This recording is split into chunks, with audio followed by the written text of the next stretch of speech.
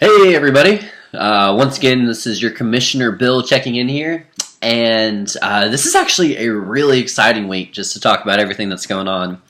And as fellow Arkansas alumni, I can't begin this week's post without mentioning the new head coach of the Arkansas Razorbacks. So Chad Morris, and we have a new AD as well, someone Yurachek.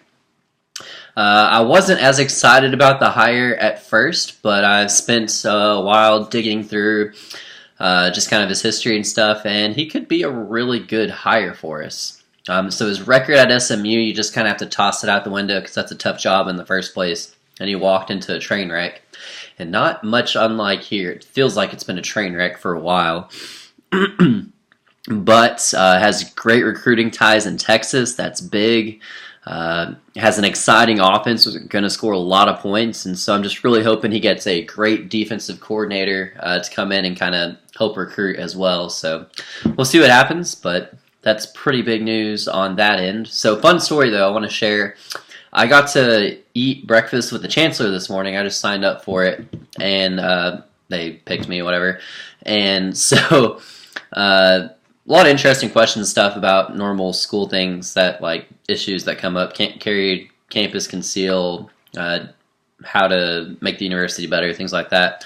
One of the final questions, though, someone asked about the campus construction, and so that's actually on schedule. Should be the stadium renovation should be done in July. He said it's ahead of schedule right now by 2 weeks. It was also interesting is that we kind of joked about who the new head coach was, and he wouldn't go out and explicitly say who the head coach was, even though by then people were reporting it was Chad Morris. So that guy actually recorded it though, and gave it to some press, and some of the press had like tweeted it out and stuff. And I'm like, that is some sneaky stuff going on there. But that's my kind of random fun story about what all's going on there. So shout out to Chris. Thanks, Martindale, for filling in for me last week. I was sick on Wednesday, so that actually played out pretty well that he filled in for me there. So, digging in here. It's crunch time. So this next week is the last week of the regular season, and we are in for quite a finish, boys. So first, let's take a look at the matchups from this past week. And first up, I played Trevin, and I just realized I'm like on an 8-game win streak right now. How many? Yeah, I'm on an 8-game win streak. So thanks, Trevin.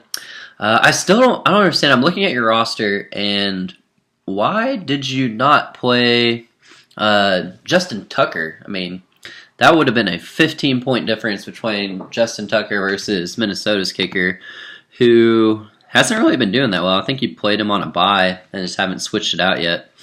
I still would have won by 1 point if you flipped it. But there was that. Le'Veon Bell coming in big for me, even though Juju Schuster gets basically crap done on Monday Night Football. But Russell Wilson, man, he's on a tear right now. And I was a little nervous at first because Travis Kelce started out with 2 touchdowns like immediately. But then he kind of cooled off a lot after that. But that was fun. So the next matchup, and Evan, I just kind of feel bad for you, man. If you look at the standings, I will point out that Tyler Everett has 1,600 points scored on him.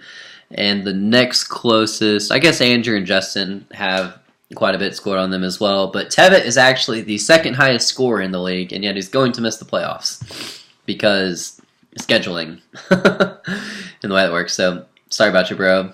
Justin with the 130 points this week, so great week for Justin in that. Aguilar on the bench, too.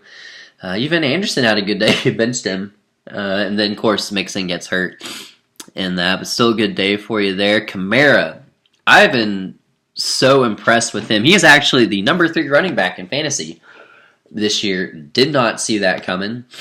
And then Todd Gurley. Oh, Todd Gurley's number 1. Okay. I wasn't sure who was number 1. So Todd Gurley number 1, Kamara number 2.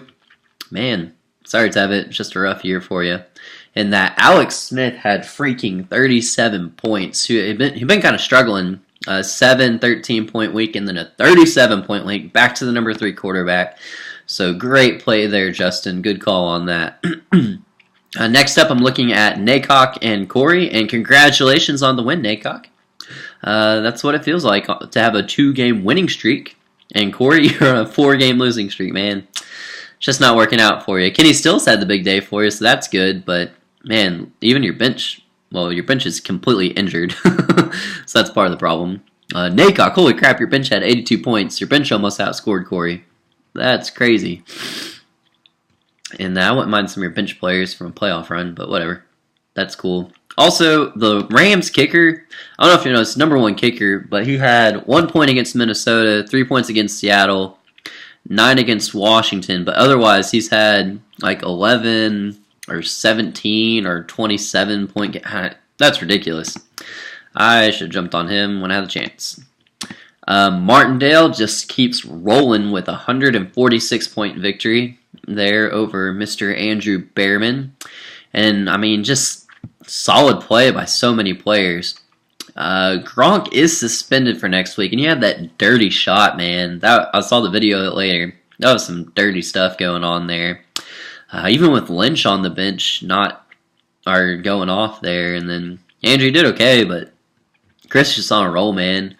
Old man Fitzgerald getting up, and Jamal Williams having the big day. Been kind of impressed by him. I didn't really expect a ton. And Alex Collins just keeps on rolling. What is he? He is the number 26 running back. He could finish as an RB2 if he keeps it up throughout the end of the season, and that would have so surprised me so much at the beginning of the year if you told me that. And Travis versus Daniel in our next matchup. Travis, I love the playoffs picture for your thing there. And Daniel, the Seinfeld picture there is funny too. And this one was a really close matchup, only a 4-point difference there. And were any of these on a Monday night game? Looking through here, I don't see any of that, so I was kind of decided before then. But let's see if I don't think you could have done anything differently there.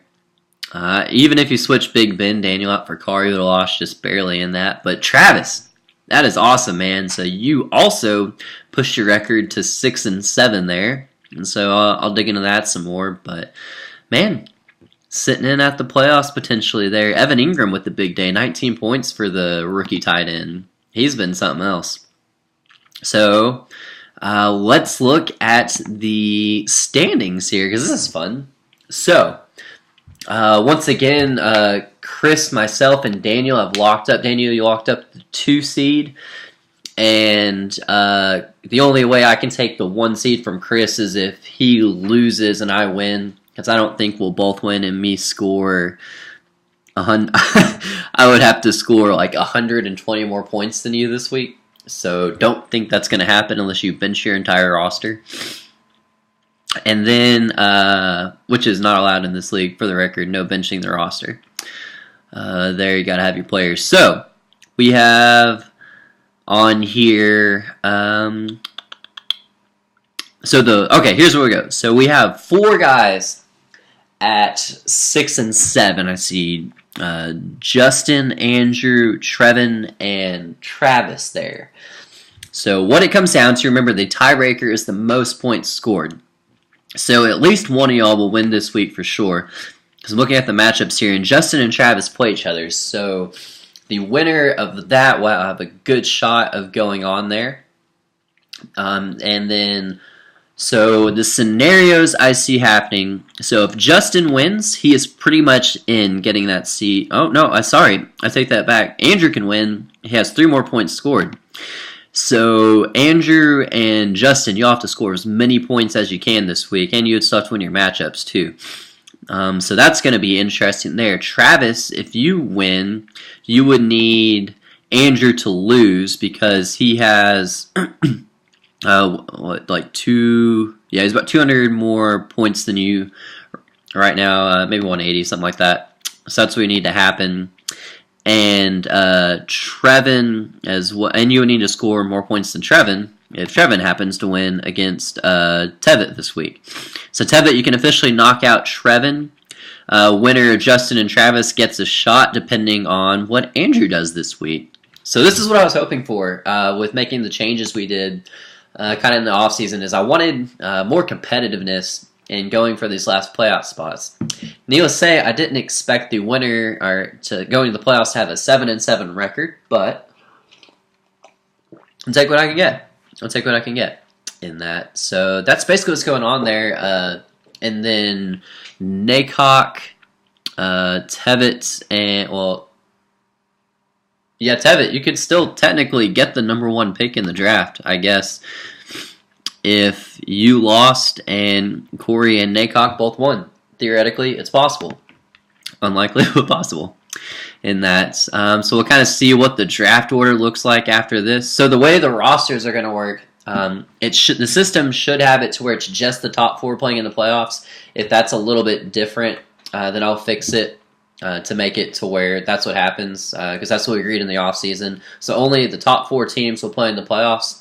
At that, I'm kind of torn up on this. I'm not going to lock the rosters, so if you still wanted to make roster moves, you're allowed to.